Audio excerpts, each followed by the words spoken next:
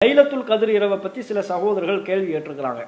அவங்க அந்த கேள்வி கேட்ட ஒரு 2-3 கேள்விகள் அது தொடர்பாக வந்திருக்குது. அந்த கேள்விகளை மொத்தமாக சொல்லிட்டு நம்ம அது குறித்த விளக்கங்களை பார்ப்போம். என்ன மெயினாக என்ன கேட்குறாங்கன்னா, கடைநல்லூரில் இருந்து திவான் ஒலி அவர் கேட்குறாரு, லைலத்துல் கதிர் இரவு எப்போது, அந்த வணக்கம் எப்போது தொழுதால் அந்த இரவு நன்மையை அடைய முடியும்? இரவு நேரத்தில் 9 மணி 10 மணிக்கு அல்லது 12-1 மணிக்கு தொழுதால் அந்த நன்மையா?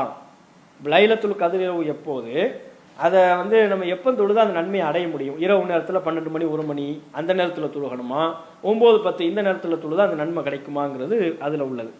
அடுத்ததாக அந்த லைலத்துல் கதிர் பற்றிய தென்காசி மாவட்டம் சங்கரன் கோவில் ஷம்சுத்தீன் அவங்க கேட்குறாங்க, என்ன கேட்குறாங்கன்னா, லைலத்துல் கதிர் இரவில் ஓதும் இந்த துவாவை எப்போது ஓத வேண்டும்? தொழுகை முடிந்ததும் ஓத வேண்டுமா அல்லது சஜிதாவில் ஓத வேண்டுமா? அந்த துவாவை எப்போ ஓதணும்? அந்த துவாவையும் குறிப்பிட்டிருக்கிறாங்க. அந்த துவாவை எப்போ ஓதணும்?